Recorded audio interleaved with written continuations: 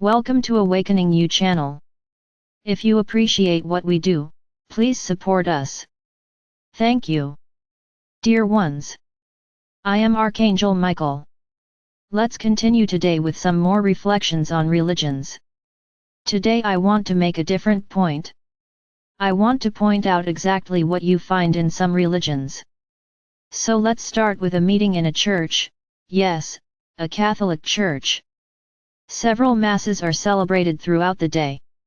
So there some people gather with the aim of receiving divine blessings, to be forgiven in their sins.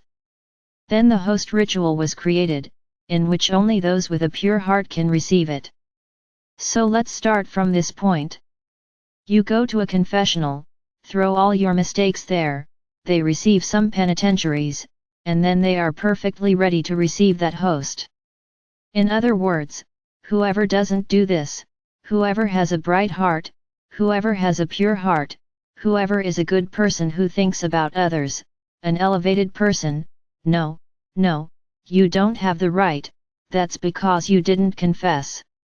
I didn't tell that other human being all his mistakes. So come on, let's start thinking about the following, the simple fact that you get there and make some of your mistakes, because at that moment you won't remember them all. You threw all your mistakes there. Very good. He received penance. Excellent. Have you learned your lesson, or will you start making the same mistakes when you leave the church? This is the question I ask each of you who follow this ritual. Do you effectively cleanse your hearts? Do you really forgive those who have done you any harm, any hurt? Do you really ask forgiveness from those you have harmed? No, at that moment you just want to get rid of the wrong things you did. And they received that penance. I would also like to find where the correspondence is, envy 10 Our Father, anger 20 Hail Mary. Where is this table? Where is this written? And then you arrive and pray outside. You don't really pray for forgiveness for having made so many mistakes. You just pray, and with that, wow, I'm light, I'm far from my sins, they're all gone. I understand, that is, how long have you been wrong? How long do you think it has been since you got there, thrown everything away, done a little penance and everything was gone? That sin will no longer haunt you, God forgave you. First, God does not judge, then God does not forgive, because He doesn't have to forgive, He doesn't judge you, He doesn't condemn you. So the question is, with each confession, do you improve? Do you actually turn inward and try to follow the right path next time? Did that really help you? Perhaps, there are some here who will answer yes, which made them think better about the matter and who will not make the same mistake. It may be, but the vast majority are there, with a strong feeling that they are going to get rid of everything. And you can continue your journey, even repeating the same mistakes. So I would like you to think and tell me, where is the table of how much penance you have to do, to redeem your mistakes, your supposed sins? Where is this written? No, it doesn't even have that in your religious book. So there begins the first point of discrimination, of separation. Not everyone here can receive the host that was consecrated to the body of Jesus. That's where it starts, because going to that place and confessing doesn't purify anyone. Purification is not done this way, purification is internal. It's a new way of being, a new way of thinking, of acting. And don't tell everything and think that it's gone, because you received a penance. So it starts there.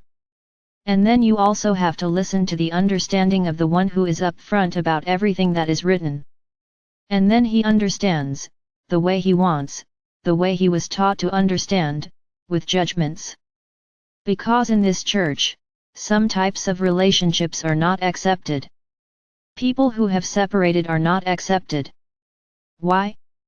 They stopped being children of God. Because a person is separated, they are no longer seen by our Father or Mother God. Does she no longer receive any blessings from heaven? Why? I would like you to answer me. Ah, because she is living in sin. What a sin! Sins do not exist. There are bad deeds. No, bad actions in the sense of doing evil, there are actions that lead you to make mistakes, to harm others and mainly, to harm yourself. Because when you are jealous, when you speak ill of others, when you gossip, when you have any feeling against a brother, you are doing yourself harm. Because that goes to the universe and will come back to you. And to the other person that you are throwing all that feeling. So this is a mistake. And it's not you getting there in that little house and confessing that will exempt you from this error. It is not you doing 10 Our Fathers, 100 Hail Marys, that will redeem your error. It will not be erased in the universe. It's still there. You've already played this and it will come back. There is no point in the Our Father and Hail Mary. That didn't take away his guilt. He'll even redo it, that didn't eliminate your error. Do you understand? Why? Why so much separation? Why so much discrimination? Other religions are no good, only this one is perfect. This, all religions talk about each other. No other is good. For some time now, leaders have even been trying to minimize this a little, because there is no longer any room for separation. But I will tell you that this is great theater, because if this were really true, it would be taught in that little church, in that very small town, the one who represents himself there, it would have already been taught, look, the separation is over, everyone is equal before God the Father or Mother. And you don't see it happening. So it's not a top-down decision. That is great theater, we accept each other. No. I really believe so. So everyone there in that church has to be perfect, they have to be perfect families. The woman is beaten every day by her husband, but she is taught that she cannot separate, because otherwise she will no longer be seen in that church, she continues to be violated, for a belief in something she was taught. No, she cannot separate. Because if she separates, she can no longer be in the church or she can even be there, but she will be appointed, look, that one is separate. And then comes all kinds of discrimination. Because every family that is not within the perspective of our Father or Mother God who created Adam and Eve, husband and wife, man and woman, anything other than this is not blessed. It's an aberration.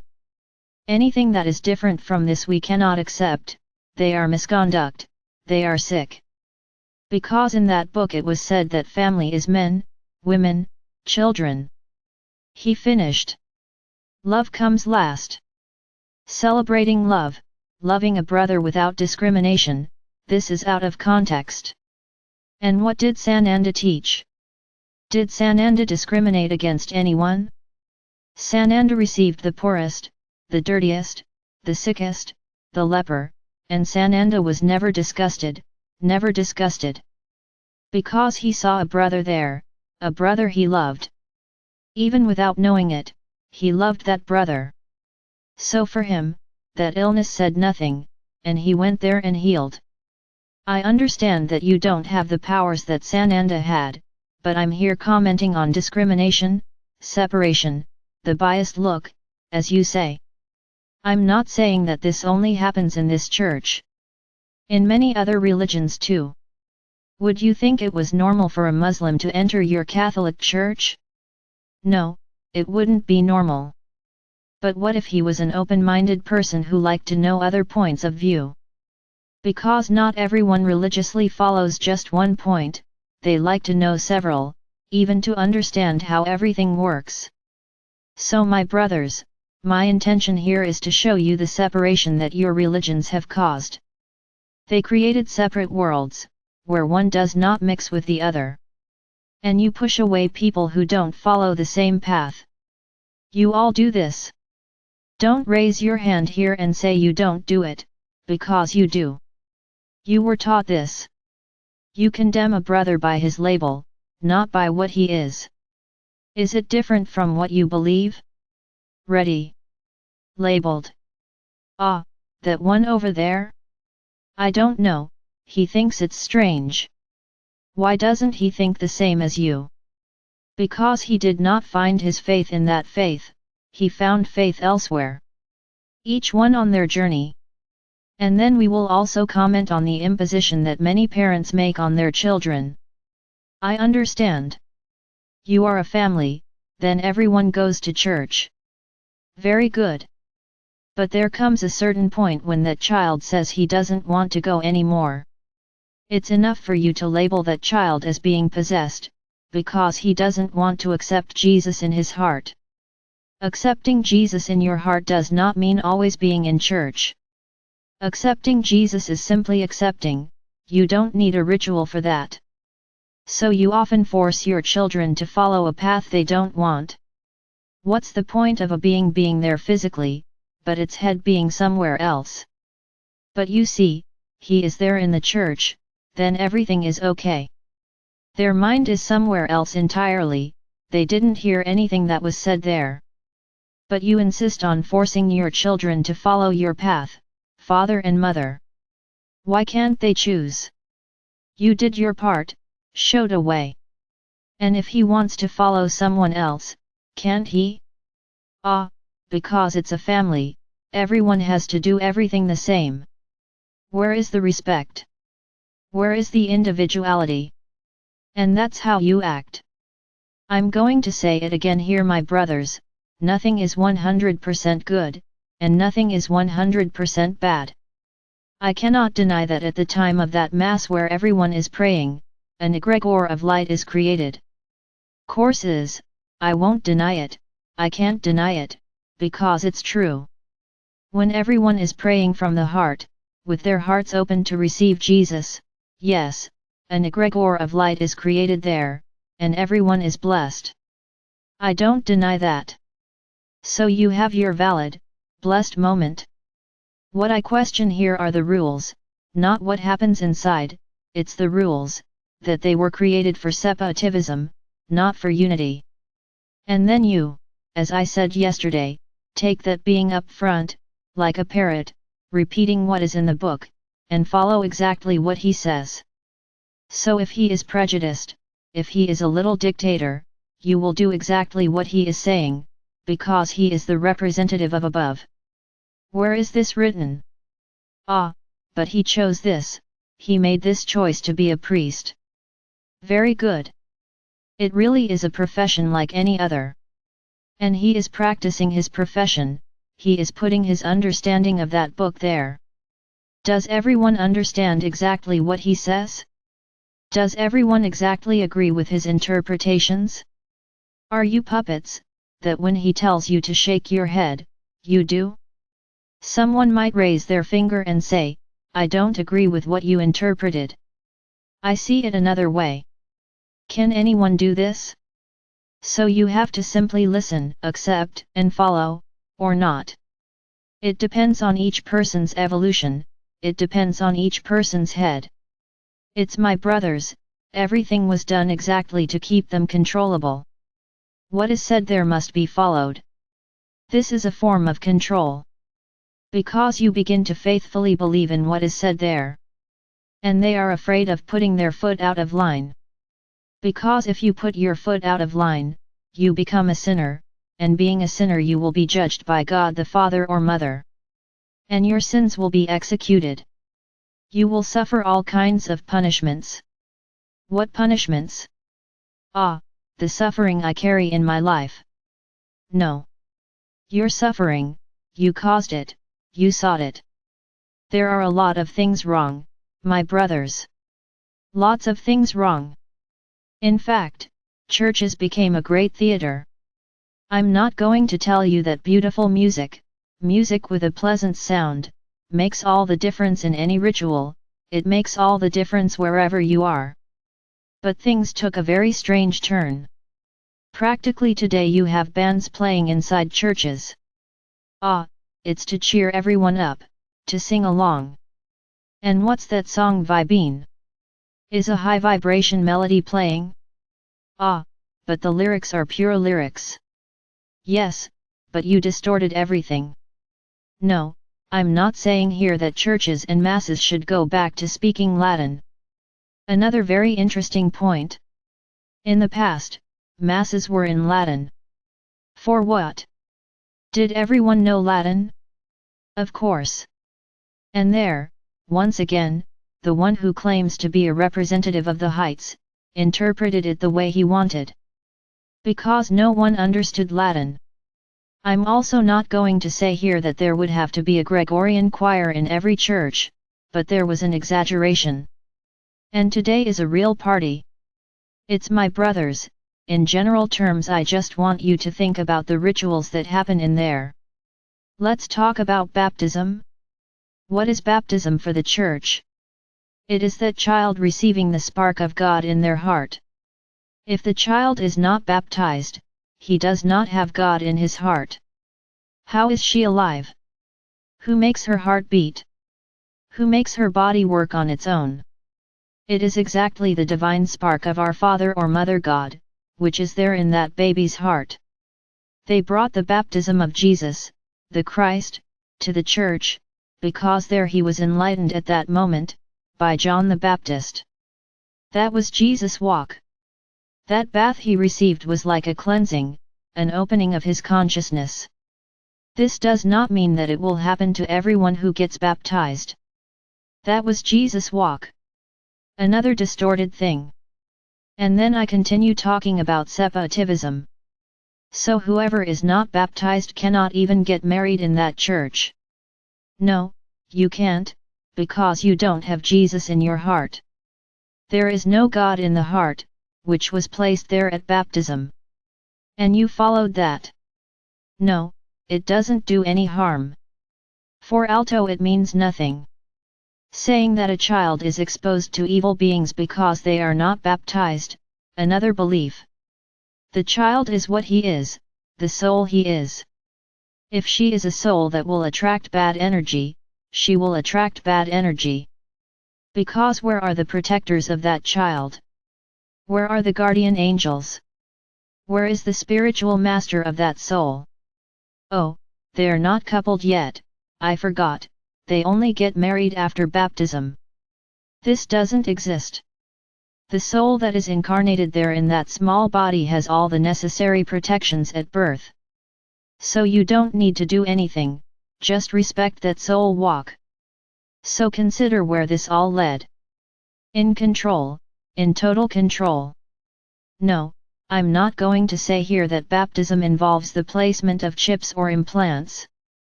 Then I would be exaggerating. No, there is no such ritual. The implants are placed at the moment the soul attaches to that embryo. They are placed in the soul, when permitted. This is another subject. So notice how much discrimination, how much separation. This was the predominant religion in the world for a long time. Why? Remember what I said yesterday, everything was built on fear, not the love of God, the love of Jesus, the love of Mary, it was built on the basis of fear. You are a sinner. So at least follow religion to forgive yourself, to be forgiven.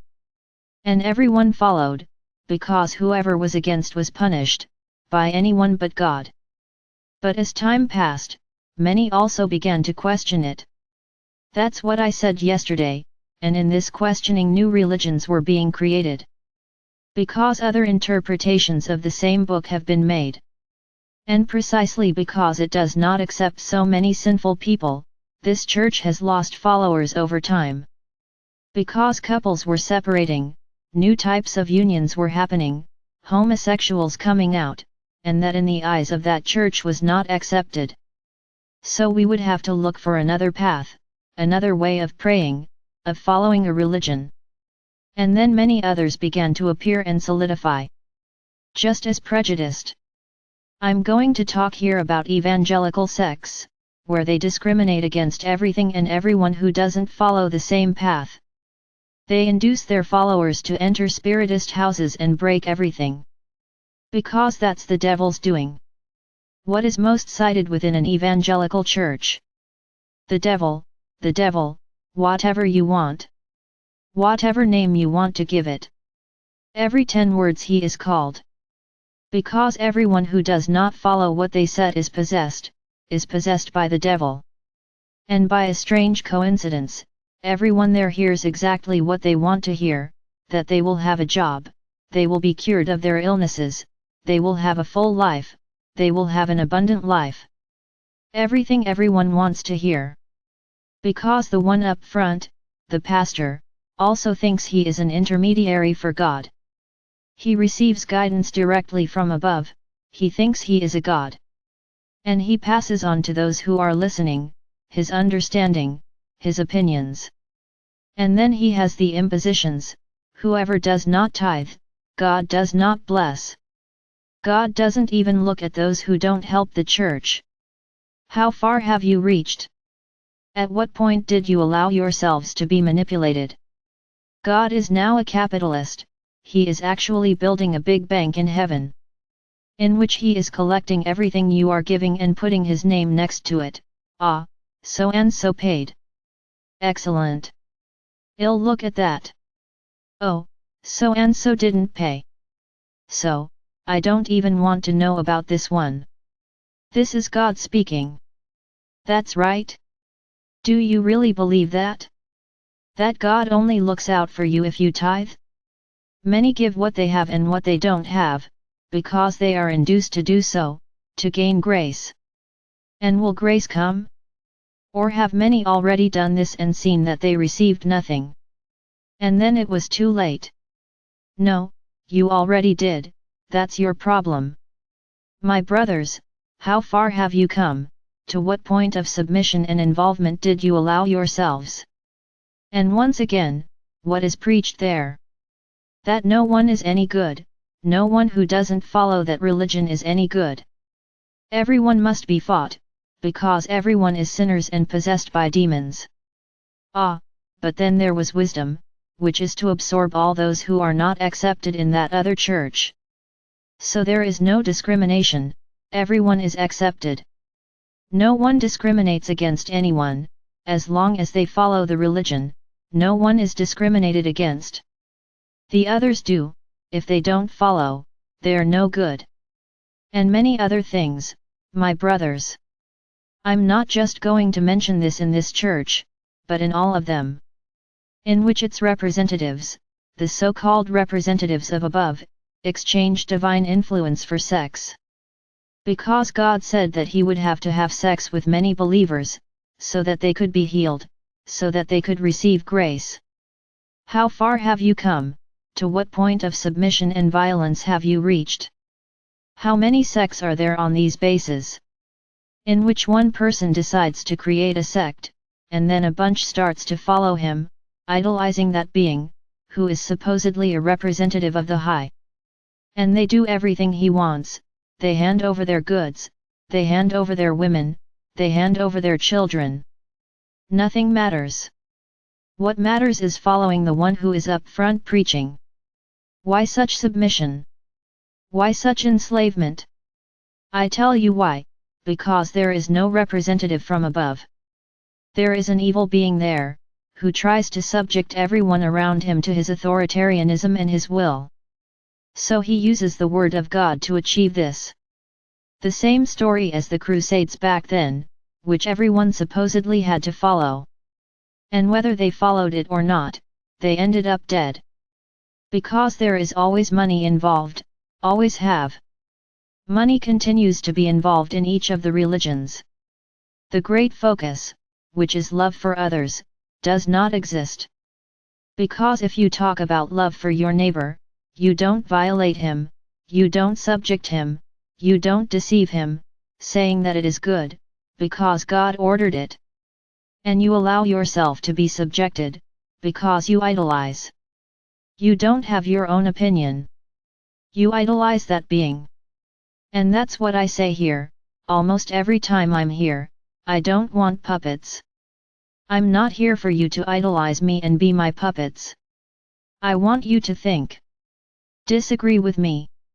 Feel free to disagree with what I say, and this is what I want. I want you to think, don't accept everything I say as truth. The truth has to be there in your heart, not in my words. Because as long as you idolize anyone, you don't think, you don't become truly free souls. No one here, no being of light asks for idolatry. Neither does Sananda. Who reads the letters of Christ? How does Sananda present himself? As one of you, like a brother. A brother who is there, ready to help each one of you. Not a being to be idolized.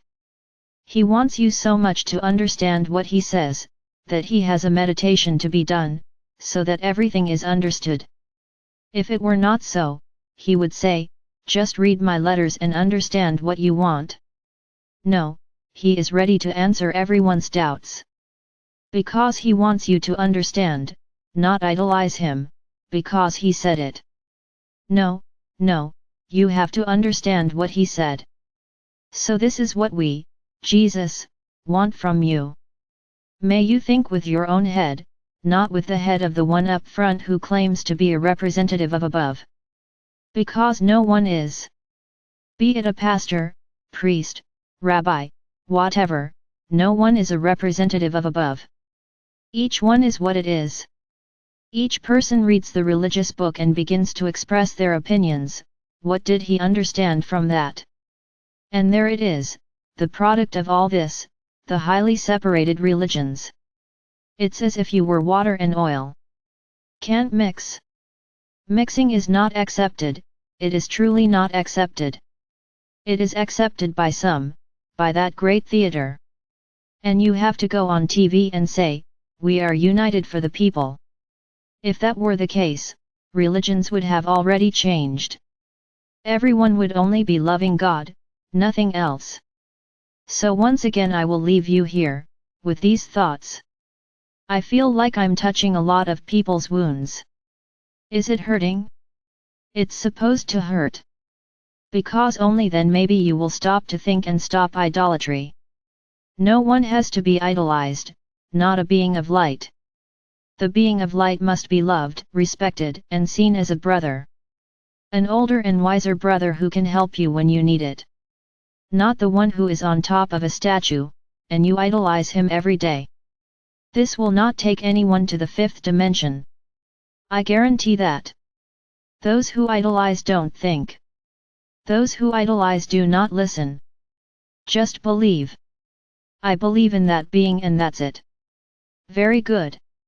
Where did her mind stay? Stored in a drawer. So once again I will say, I don't want idolatry. Don't idolize me. I want love, respect, trust, faith. Not idolatry. I don't want puppets. I want thinking humans. Can you shout about everything I said? Can you object? They can. And this is what I want. Dispute, because if you are disputing, you are thinking about it. And this is what I want, for you to think, to speak out loud to yourselves. Where are your beliefs, where are they? But open your hearts and be ready to hear your own answers. I want to provoke this revolution, there, in everyone's heart. I'm not talking about this here for nothing, just because I decided to study all religions. No, I want you to think. I want you to evolve, and realize the path you took. If it is good for you, I accept your choice, continue with it. Now I tell you, there is no more wall, the wall has practically fallen. So there's no longer any way for you to be left thinking, am I going to go there or not? You can already see this side, the side of light, the side of those who are ready to evolve. You can't put one foot here and the other foot where you are. Either you come whole, with an open heart and realize that this was all a big deception, or you stay where you are. Until you can reach the moment to see the truth, to open your hearts and minds, and see the truth. And I'll be here next door, waiting for each one with a hug, congratulating you for waking up. Because you understood that the only religion that exists is love for others. This is the only religion. There is no other. It's loving others unconditionally. When you reach this stage, you can move on to this side, I will be ready waiting for you. Until you accept this, stay on your journey. Stay on that side, but I'll repeat, be careful, time is passing and soon, this side will be invisible to you. You will no longer have the chance to at least take a step towards evolving.